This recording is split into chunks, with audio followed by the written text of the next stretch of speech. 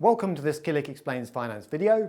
This week, the Alice in Wonderland world of the stock market. Why bad news can be good for share prices and vice versa. What's going on? What can you do about it? Well, to give you an example of what I mean, here's a curious thing, if I can put it that way. China's economy in record slowdown, said a Reuters headline on the 19th of January. UK stock market reacted, measured as the FTSE 100 index, by climbing around 2%. What on earth's going on? Surely that's bad news. Well, let's go back to basics. Why do you buy a share? And then look at why this is happening. In a nutshell, most people buy shares for one of three reasons. Income, which I'm going to leave to one side for a moment. That's a function of the ability of business to generate cash consistently. Capital growth is a big one for many investors, the possibility of making capital gains in the future. And then you've got voting rights and other perks like discounts. Let's focus on that middle one for just a moment. What should be driving that? And the answer is one thing primarily, expectations of future profits. And they don't change overnight. So the underlying profitability of a business, shouldn't be affected by short-term market movements. And yet, share prices are bouncing all over the place. And that's because, for the time being, this is not the main driver of share prices. What is? Well, I'd say two things. General panic about the global economy. So overnight, people have woken up and decided there's bad news around. And speculation about what central banks will or won't do about it. And this is relatively new, and it's having a short-term impact on stock markets. It's worth understanding what that is before deciding what we do about it.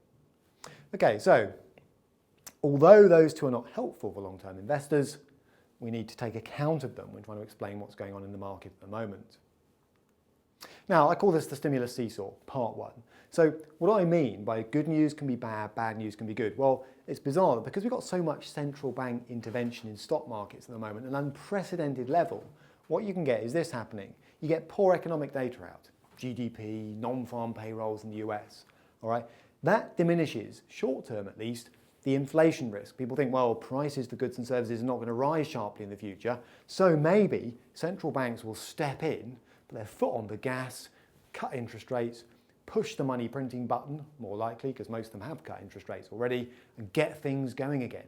So, ironically, bad news, China in trouble, can boost asset prices if people think that's what central banks will do in response. And the reverse is true. People will say, better economic outlook, jobs data up, things looking brighter in emerging markets for argument's sake. That slightly increases the inflation risk, the risk that prices will move up as you look further out. So maybe central banks will stop cutting interest rates and stop printing money. So perversely, that can see asset prices like stock prices actually drop off. So sort of good news at the economic level feeds through to asset price declines. And that central bank stuff is particularly important right now. So let's have a quick, closer look at it. So here's the theory. And the point about this is central banks have always been able to react to economic slowdown and growth. It's just the extent that's changed in recent years. So the theory is an economy slows, evidenced by weak data. People start thinking future inflation risk is now lower, all right, as there's less competition for goods and services as businesses and consumers spend less. So central banks can lower interest rates, which they've certainly done to record levels, and here's the new bit, pump extra money into the economy. It's called quantitative easing. That will reduce the cost of borrowing for everybody, which will mean you get more borrowing, whether it's consumers taking out loans to buy houses or businesses taking out loans to invest. That in turn improves confidence, spending levels start to rise, which is good for businesses again, and the economy starts to grow. Boom, thank you very much. Central bank action leads to economic growth.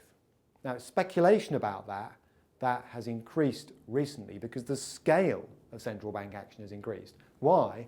Because they've chosen to add to interest rates. So they can cut interest rates, this weapon called money printing, loosely speaking, or quantitative easing. Now, the exact mechanism varies from bank to bank. So here's the UK version. In a nutshell, what a central bank can basically do is talk to pension funds, life assurers, and to some extent banks, commercial banks that is, and say, I tell you what, we'll take a load of your low-yielding assets off your books, government IOUs, maybe corporate bonds, and in return we'll give you electronic money. We'll create electronic money. And that will mean that you can go off and move money into riskier assets. You can start putting money to work into the equity market, into higher risk areas of the bond market, get the economy going. That's the theory. Now you might think, brilliant, well that sounds good, that sounds like it'll boost asset prices, and people have kind of trusted that that may happen in the past. But now, as never before, people are starting to say, how effective is that actually? Because if you print more money, you can't actually change whether or not people spend it. You know, just because you give me money as Tim Bennett doesn't mean necessarily I'm going to spend it. If you give me the opportunity to get a new mortgage, doesn't mean I'm going to take it. So people worry about whether increasing the amount of money in the economy actually improves the circulation.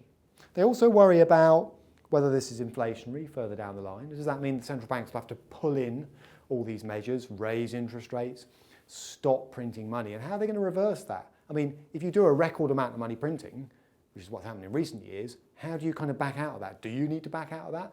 Really an unanswered question. And what's the exact effect and timing?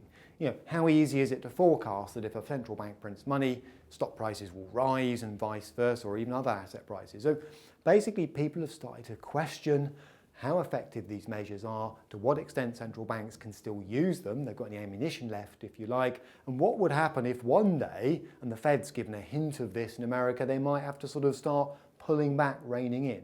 That all creates a lot of uncertainty.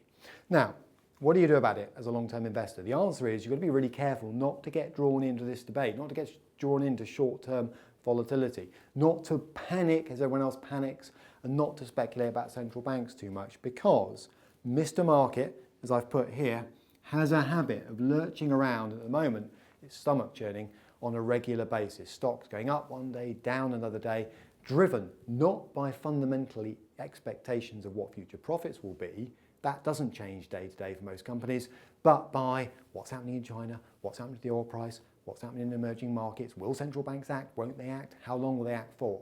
A lot of panic, a lot of uncertainty. My advice would be, if in doubt, ignore it. Turn off the TV, turn off the radio, stop checking your statements every day. As Ronald Reagan, one of my favourite US presidents, once said, don't do something, just stand there. In other words, don't try and time the market, just commit, and the bravery commit to a strategy which is time in the market. A lot of ground covered there. Any questions to the usual place?